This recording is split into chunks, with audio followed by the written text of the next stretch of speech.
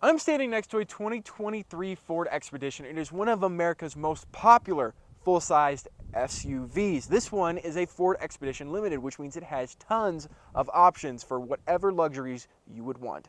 And today, I'm going to be reviewing it. Starting on the exterior of the 2023 Ford Expedition is quite different than the last generation one, especially up front. You could see with different headlights, different grille area, and a different lower portion right here. Now this does look different because this is the Limited from other Expeditions, is mainly in the amount of chrome and the LED headlights as well. All right, now on the side of the vehicle, you can see there's some other things. You have these 22-inch upgraded rims compared to the standard ones. These do look really good. Add that luxury vibe to the vehicle, especially since you're spending $79,000 on this specific one. You want some high-class features on the vehicle to make you feel like you're getting your money's worth. You also have things in the back like the privacy glass that comes tinted from the factory. All right, now moving on to the rear cargo area in the third row of the Ford Expedition. In this one, the third row and the second row are power operated, except the second row is only power down, while the third row is power up and down, as you can see right here. It's quite slow, but it gets there. And with that third row down, you can see this has tons of cargo room in the rear of this. If you want to store anything, if you're buying furniture, you can store it back here. Anything from the grocery store, this thing can handle. Now moving on to the interior of the 2023 Expedition, you can see that this is a pretty high-tech looking interior. Starting with the center control stack, instead of getting any controls other than a button for your parking sensors and the hazard lights, it's all housed in this 15.5-inch screen running the Sync 4 operating system. Now, there are extensive reviews of this operating system on our channel that you can go see, but for the main point of this, it is large and you can do tons of things through it. I don't know how I feel about controlling the climate controls through the screen because it takes your eyes off the road more. It's more of a distraction, but it's not that bad when you're actually practically using it. Other cool things is this thing has apps like an iPhone does. You have a sketch app which allows you to draw on the screen and save files, and you also have games on this 15.5-inch screen. Jigsaw, tiles, and a lane change game. Other things in this vehicle include the digital gauge cluster, which shows tons of information. This started in the F-150, that's where it made its first debut, and it moved over into the Expedition after that. It's a really good looking screen. It shows plenty of information. Drive modes you do have in this vehicle.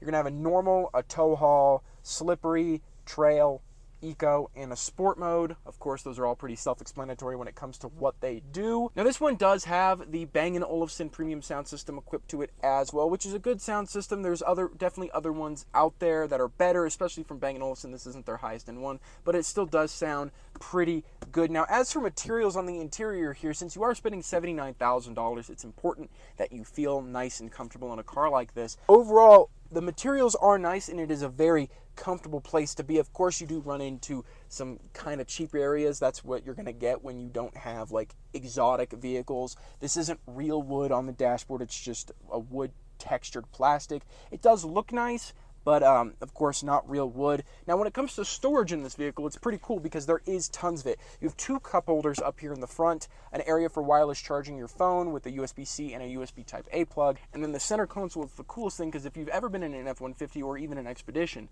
you know that this thing has tons of storage. And I'm going to prove that by taking out the world's largest hydro flask from the center console. That fit in the center console. So no need for cup holders. All right, now some other things on the interior of the Ford Expedition. As you can see here, like I said with the storage, there is tons of it. If you press this button right here to the right of the infotainment screen, it opens a top portion. You'll see that on an F-150. And then the glove box is also a large size as well. Plenty of storage for things out there that whatever you'd want to put in there. But yes, the interior of the Ford Expedition is a nice place to be. Now moving on to the rear seats of the Ford Expedition. This one, of course, has captain's chairs with the third row. Now this one does have heated seats equipped to the back seat of the vehicle, and of course back here you do have some creature comforts as well, such as a USB-C and a USB Type-A and a 110 volt wall socket that they've placed in the back as well, so you can plug a full-sized brick into here if you want to charge your phone a little faster or anything like that. Well, you have easily over a foot of knee room in the back seats and a good amount of headroom as well. It's a great place to be. Again, nice material, so your rear passengers will not be uncomfortable. Now, the third row experience is quite a bit different from the second row experience. You do have electrically operated seat backs, which is nice. But when it comes to legroom, of course, I only have about half an inch of legroom back here, which is a far cry from the 1 foot you get in the second row. But there is still tons of practical items back here. You do have a USB-A port on either side, and each rear seat passenger back here gets 2 cup holders and 2 additional storage areas, which is pretty nice. I think on a long road trip, most people could survive back here. Not to mention, you do have, is this a handle? What is this? Hold on. Is that supposed to help people get into the car? Okay. All right, now starting the Ford Expedition, it's cool because when you start the vehicle, the gauges go all the way up, like they would in like older vehicles, except it shows the number being at 160 miles per hour and 7,000 RPMs, and they go back down. But it's really cool to see that digitally. It's powered by a 3.5 liter V6. It's the same 3.5 liter that you find in the Ford F-150.